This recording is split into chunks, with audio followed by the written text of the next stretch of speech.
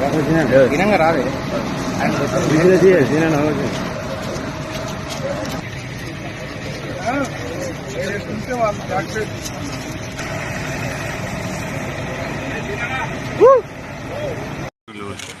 జరిగిన వెంటనే రాష్ట్రం సంబంధించిన director technical director Jagan Reddy గారు, జిల్లా కలెక్టర్ గారు, సూపరింటెండెంట్ గారు అందరూ కూడా వెంటనే స్పందించి దాన్ని మిగతా పక్కన ఉన్నటువంటి 100 మెగావాట్, దాని తర్వాత 160 మెగావాట్కి సంబంధించి ఎక్కడ కూడా ఇబ్బంది కలగకుండా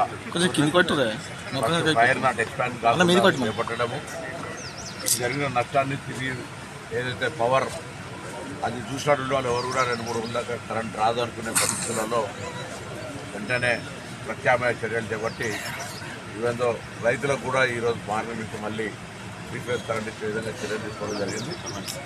దాని యొక్క లైఫ్ స్పాన్ ప్రమాదానికి గురైందో దానికి సంబంధించినటువంటి దాదాపు 20-30 ఏళ్ల కింద పెట్టినటువంటి సిస్టమ్ అది. సో దానికి సంబంధించి వెంటనే మరమ్మతులు చేపట్టడం కానీ, నూతన నూతనమైనటువంటి అక్కడ ఫిట్ చేయడం, ఈ సబ్స్టేషన్లో అన్ని ఏవైతే అవసరమైన అన్ని మార్పులు చేర్పులు మొత్తంగా స్ట్రీమ్లైన్ చేసి ఎక్కడ కూడా ఇబ్బంది లేకుండా చూసే విధంగా ప్రభుత్వం చర్యలు తీసుకుంటుంది. అదృష్టం ఏంటంటే ఎటువంటి ప్రాణ నష్టం కానీ వేరే ఏది జరగలేదు. వెంటనే కరెంటు కూడా రిస్టోర్ చేయగలిగినాం.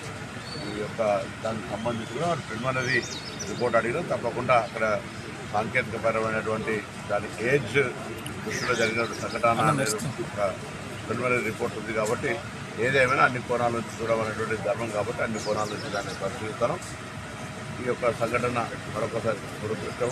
ఏదైనా వెంటనే చర్యలు తీసుకోవడం వారందరినీ కూడా అభినందిస్తాను. తప్పకుండా రైతులకు కానీ వినియోగదారులకు కానీ ఇబ్బంది లేకుండా చూసేయడానికి చర్యలు తీసుకుంటాను.